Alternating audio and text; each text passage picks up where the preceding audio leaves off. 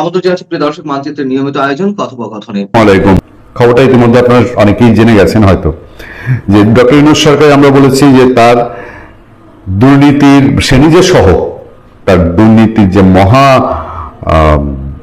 যজ্ঞ, দুর্নীতির মহা কীর্তি, মহা অনুষ্ঠান দুর্নীতির, তার পথিকৃৎ হচ্ছে একটা ফিগার, সেটা হলো আসিফ মাহমুদ সজীব ভুঁইয়া, ডক্টর ইউনূস সরকারের ছাত্র প্রতিনিধি। তার তিনটা গুরুত্বপূর্ণ মন্ত্রণালয়ের দায়িত্বে, বয়স কত? 27-28 বছর, 30 পার হয়নি এখন। অন্তত পত্রপত্রিকা তার সার্টিফিকেটের যে এজ জানা যায়, 1998 সালে তার জন্ম, এটা 2025।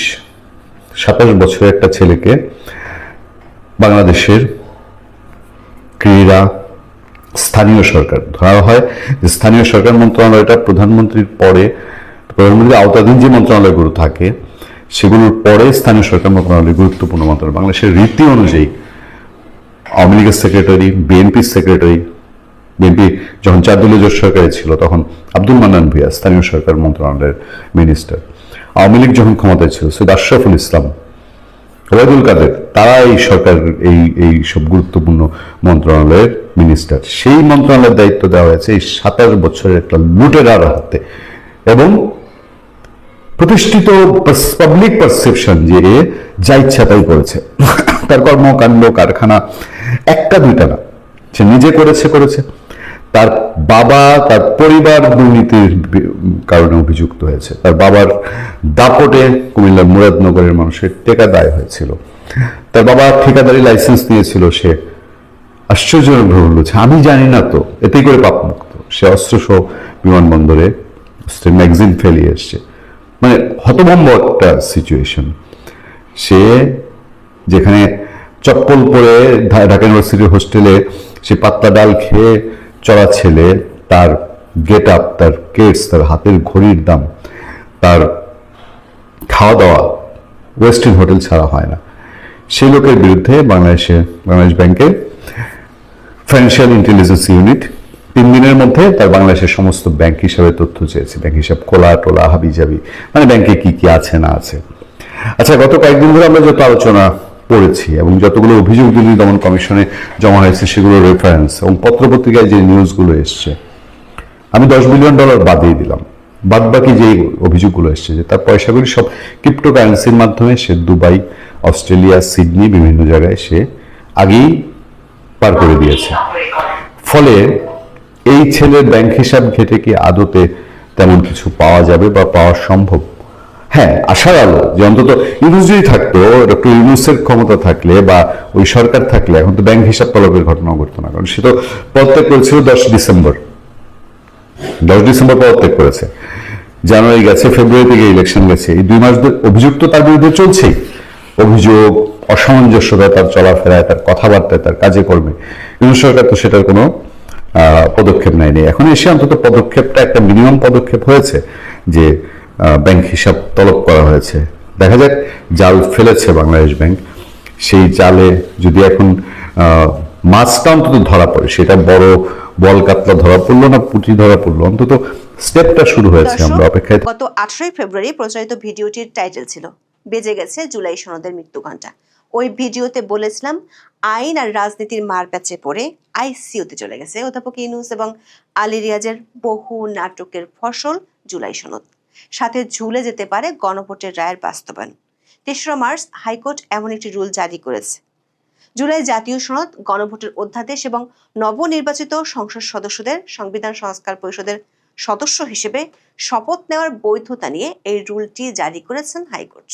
জনাকীর্ণ আদালতে 2টি আলাদা রিটের শুনানি শেষে আদালত এই আদেশ দেন।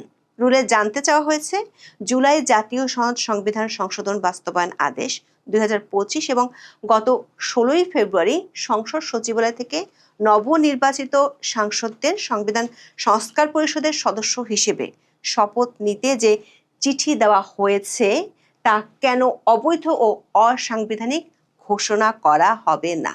একই সঙ্গে 2025 সালের গণভোট অধ্যাদেশের 3 নম্বর তফসিল, যার অধীনে রাজনৈতিক দলগুলো 30টি বিষয়ে ঐক্যমত্যে পৌঁছেছিল, তা কেন বেআইনি ও অসাংবিধানিক ঘোষণা করা হবে না সে বিষয়ে ব্যাখ্যা চাওয়া হয়েছে। আগামী 4 সপ্তাহের মধ্যে সংশ্লিষ্টদের রুলের জবাব দিতে বলা হয়েছে। প্রশ্ন হলো, পূর্ণাঙ্গ শুনানির পর যদি আদালত রিটের আবেদনকারীর পক্ষে রায় দেন, তাহলে অধ্যাপক ইউনূস ও আলী রিয়াজের বহু তেনা পেঁচানোর যে জুলাই সনদ, তার কি সলিল সমাধি হবে? তার চেয়ে গুরুত্বপূর্ণ প্রশ্ন হলো, এই রুল জারির মধ্য দিয়ে কি জুলাই সনদের বাস্তবায়ন ঠেকে গেল?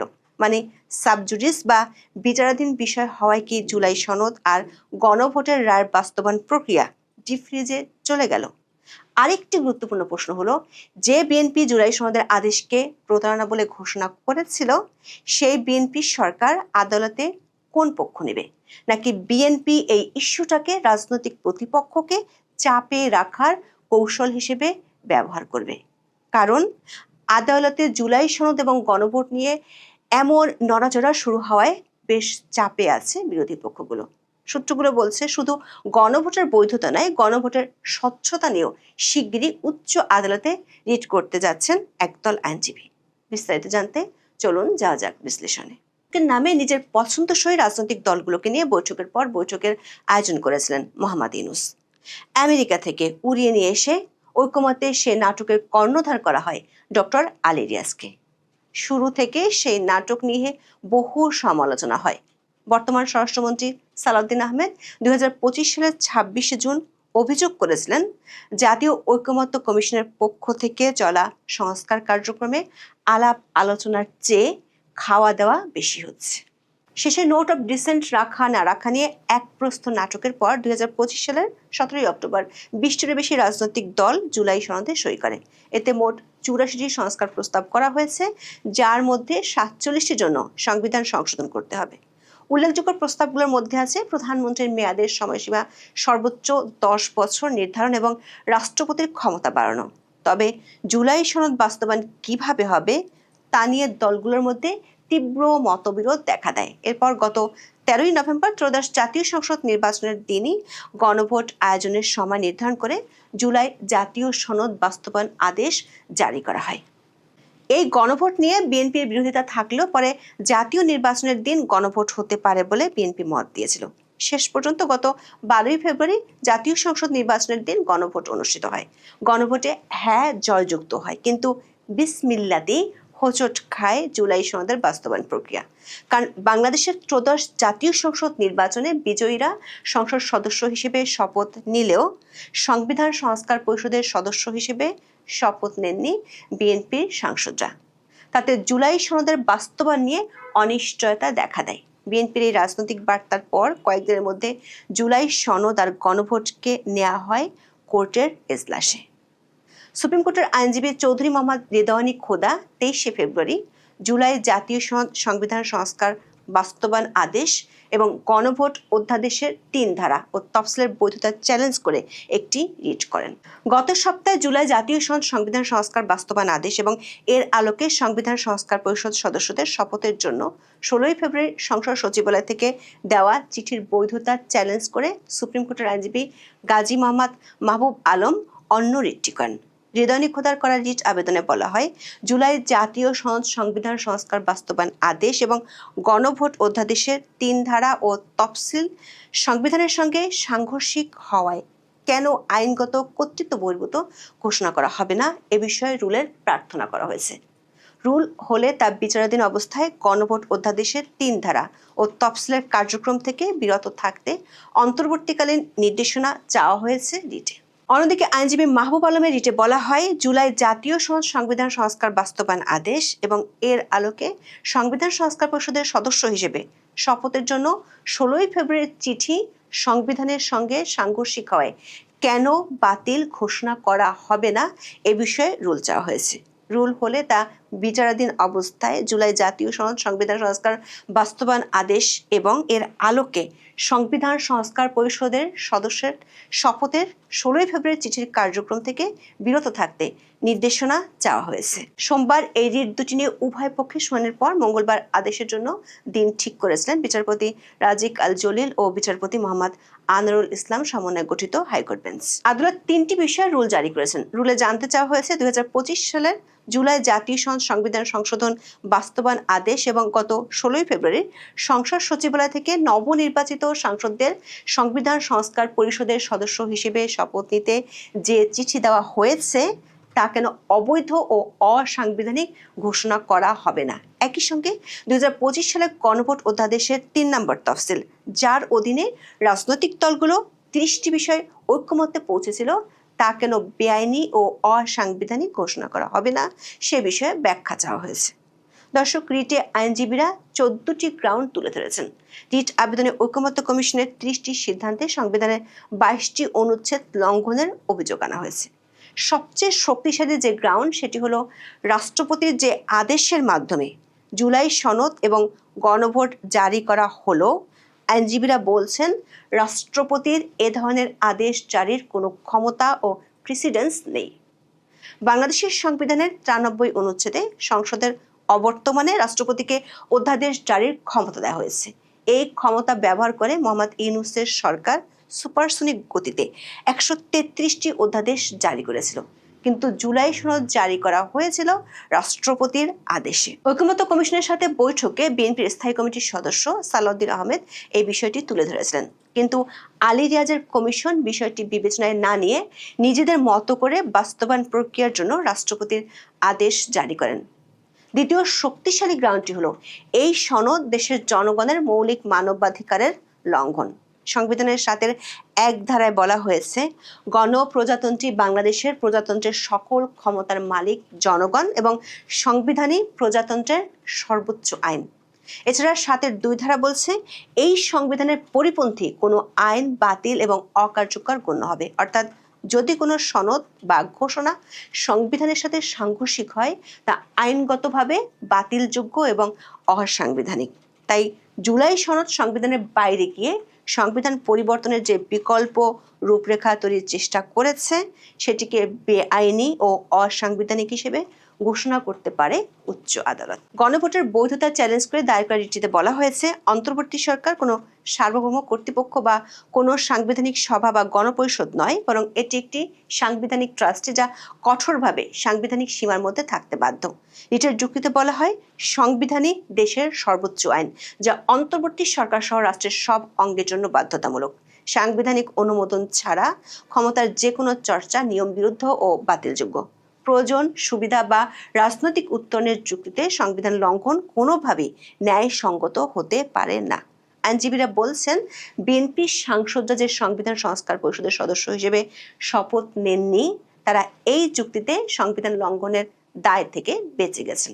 সেক্ষেত্রে জামাত ও এনসিপি 77 জন সাংসদ সংবিধান লঙ্ঘনের দায়ে ফেঁসে যেতে পারেন। আইনজীবীরা বলছেন, সবচেয়ে বড় প্রশ্ন হলো, যেহেতু সংবিধান সংস্কার পরিষদের কোনো অস্তিত্ব নেই, তাই এই শপথ কে পড়াবেন সেটিও বলা নেই। কে কাকে শপথ পড়াবেন সে বিষয়টি সংবিধানের তফসিলে পরিষ্কার উল্লেখ থাকলেও সংবিধান সংস্কার পরিষদের সদস্যদের কে শপথ পড়াবেন তা বলা নেই।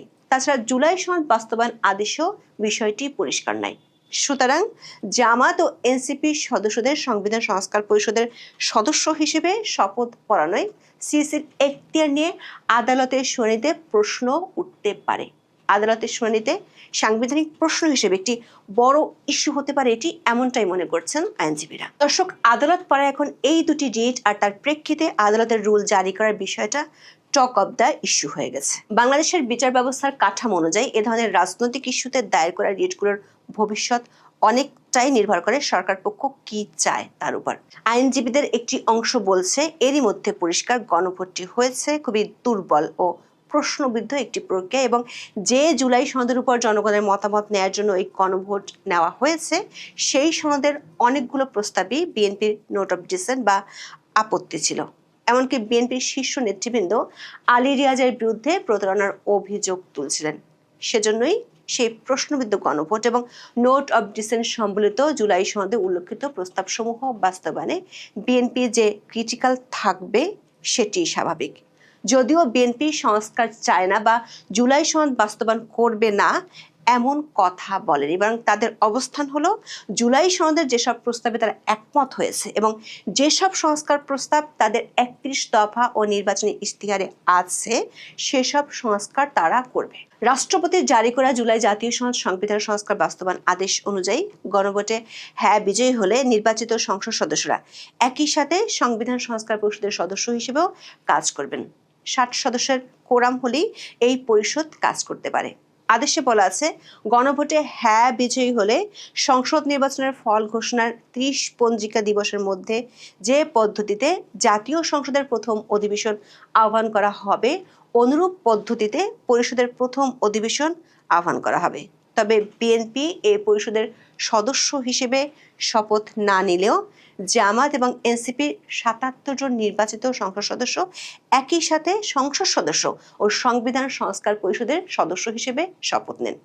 বিএনপির স্থায়ী কমিটির সদস্য সালাউদ্দিন আহমেদ শপথের দিন দলীয় এমপিদের উদ্দেশ্যে বলেছিলেন, তারা কেউ সংবিধান সংস্কার পরিষদের সদস্য নির্বাচিত হননি এবং সংবিধানে এখনো এটা ধারণ করা হয়নি। গণভোটের রায় অনুযায়ী সংবিধান সংস্কার পরিষদ গঠিত হলে সেটা সংবিধানে আগে ধারণ করতে হবে এবং সংবিধান সংস্কার পরিষদের সদস্যকে কে শপথ পড়াবেন সেটার বিধান করতে হবে।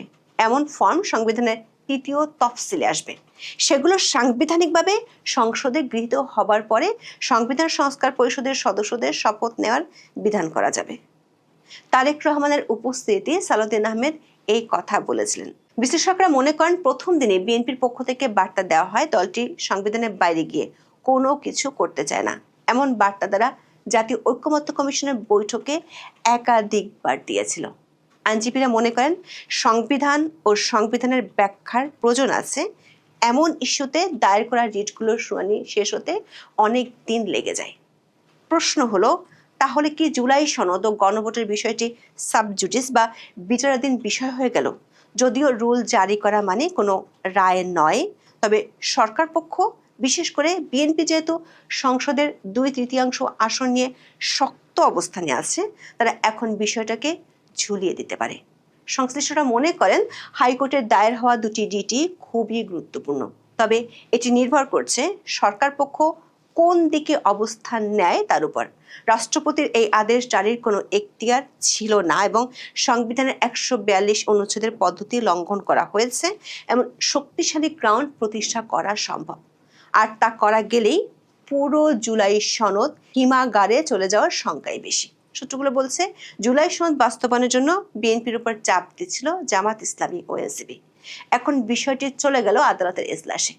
সেখানে উল্টো জামাত ও এনসিপি বিপাকে পড়তে পারে, কারণ সংবিধান সংস্কার পরিষদ বলে কিছু নেই তার জন্য শপথ নেয়া এবং দেওয়ার কোনো এখতিয়ার। কিন্তু জামাত ও এনসিপি ৭৭ জন সংসদ সদস্য শপথ নিয়ে এরই মধ্যে নিজের পায়ে কুড়াল মারার ব্যবস্থা করে ফেলেছেন।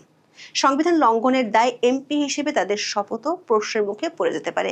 সে কারণে জামাত ও এনসিপি এখন আদালতের বাইরে জনমত তৈরির চেষ্টা করছে। তারা এখন প্রশ্ন তুলছে, গণভোট অবৈধ হলে জাতীয় নির্বাচনও অবৈধ হয়ে যাবে। শিশির মন্দিরের ভাষায়, বিএনপি এর মাধ্যমে নিজের পায়ে কুড়াল মারার চেষ্টা করছে।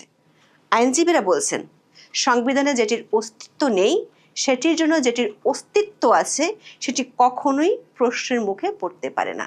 আদালত দেখবে সংবিধানে কি বলা আছে, জাতীয় ঐক্যমত্যের নামে টি পার্টি কি বলেছে সেটি মুখ্য হওয়ার কথা নয়। এখন এ পর্যন্ত সবাই ভালো থাকুন, সুস্থ থাকুন, নিরাপদে থাকুন। দেখা হবে আগামী পর্বে।